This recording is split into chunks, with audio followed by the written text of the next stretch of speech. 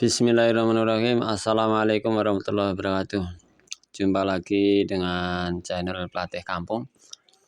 Di kesempatan pagi ini saya ingin mengulas seputar charger ya, charger aki. Ini untuk multifungsi, untuk nyetrum aki maupun untuk oksidasi sel. Saya akan sedikit kupas untuk teman-teman yang butuh materi ini. Jadi sedikit pengetahuan saya tentang charger ya. Jadi ini yang pertama adalah charger modif dari Stavol. Ini 500N. 500N ya, 500N ini kelihatan 500N. Ini 1000N, beda. Oke, langsung saya kupas saja. Mudah-mudahan bisa dipahami. Dari trafonya untuk lilitannya, ini lilitan tambahan dibuang dan ditambahi lagi untuk lilitan primernya dari AC. Ini kabel AC yang semula 4 dijadikan 2 saja, dari 110 disambung menjadi 220. Kemudian lilitan tambahnya sekundernya ini kabelnya ini termasuk yang ini ya, yang 1000N ini. Kabelnya ini 1 mili, tapi saya double 2 helai. 2 helai ini masih kurang, belum saya lanjutkan karena kabel email saya habis. Ya, ini kurang maksimal, voltasenya belum mumpuni. Saya zoom sebentar ya. Jadi ini jumlah lilitnya kalau kita mau pakai untuk semua kebutuhan, bisa dipakai untuk cas maupun oksidasi. Bisa menggunakan 45 lilit atau bahkan 60 lilit ya. Nanti jatuhannya sekitar 25 volt. Rumusnya 1 voltnya kurang lebih 4 lilit. 1 volt 3,5 sampai 4 lilit. Ini per volt. Bisa kita buat 60 lilit. Nanti ya agak sabar ya. 60 lilit bisa maksimal. Apa enggak kebesaran? Ya enggak, kalau nanti menggunakan pengaman tetap aman. Itu. Jadi jumlah lilitannya bisa teman-teman bikin kisaran setidaknya kalau hanya untuk charger dibagi 4 ya. Kan 12 kali 4 berarti 48 lilit, nanti ya sekitar 50-an lilit untuk charger. Itu nanti bisa untuk ngecas, tapi kurang powerful. Bisa dibuat 60 lilit. Terus ampernya menyesuaikan current ya, currentnya ini sama lilitannya. Ampere. Ini saya nggak pakai rumus, mohon maaf kalau ada yang teoritis pakai rumus, saya hanya rumus kira-kira ini ya. Terus gimana kalau ya nggak apa-apa, saya pakai bisa. Langsung lanjut ke dioda. Diodanya saya menggunakan 75 ampere untuk diodanya. Dioda brid, dioda jembatan. Ini trafo biasa, bukan HF, high frekuensi bukan. Dioda biasa. Dioda biasa, kemudian pakai kipas. Kipasnya bisa DC, bisa AC. Terus kalau pakai kipas ini saya tidak rekomendasikan ya. Ini nanti tak buang. Ini masih belum selesai. Lilitan primer ini 1 current dengan charger. Kalau 1 current nanti akan terpengaruh ketika kita mengatur voltase outputnya dengan dimmer. Ini dimmernya. Ini dimmer tambahan. Ini lubang sekring yang saya pakai. Sekringnya ada 2 kalau yang 1000N. Kalau 500N ada 1. 1, 2, yang 1 ini saya lepas buat dimmer. Sampai mana tadi, lupa ya Allah. Jadi kalau pakai kipas nanti trafo sendiri. Ini trafonya trafo lampu, mesin lampu saya modif, tapi tersendiri. Dan ambil input apa namanya? Input kipasnya. Ini saya ceritakan saja ya. Saya terangkan. Input kipasnya adalah sebelum dimmer, AC input utama. Jadi dari AC utama ke trafo kipas. Mengapa? Kalau lewat dimmer nanti ya yang di kipas akan terpengaruh. Tapi kalau sebelum dimmer, walaupun dimmer dikecilkan untuk mengecilkan voltase chargernya, nanti tidak ngaruh yang di kipas, sehingga peredaman panas oleh kipas masih bisa maksimal karena putarannya tidak terganggu. Paham ya sampai di sini? Terus output ini bolamnya bisa pakai 1 di paralel, ini paralel, bisa pakai 2, bisa pakai 3, 4, 5 dan seterusnya.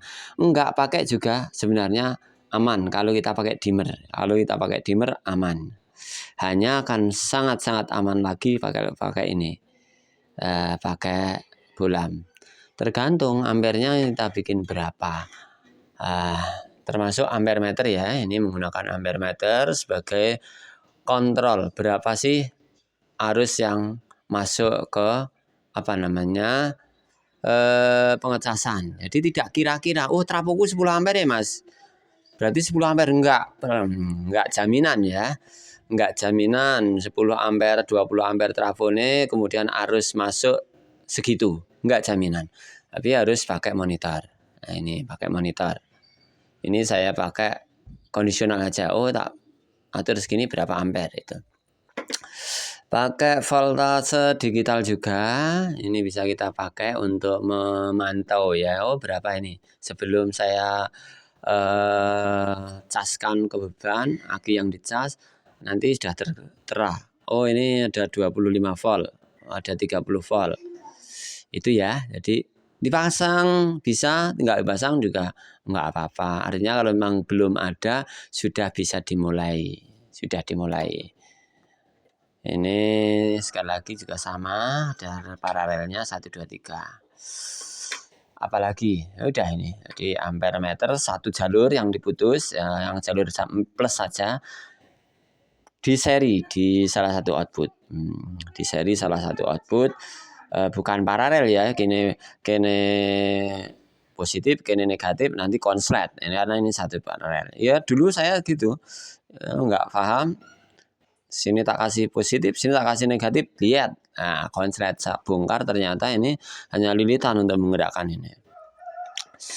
Karena belum tahu. Itu teman-teman yang bisa saya sampaikan. Ada yang minta direview, diulas, kemudian sama ini volt digital, monitor AC-nya juga ada, tetap dipasang.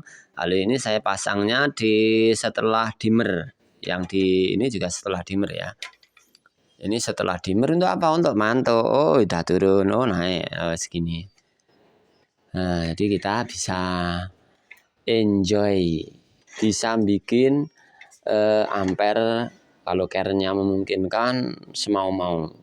Saya punya 5 atau 6 bahkan untuk stafel ini yang donat, trafo donat mau dibikin.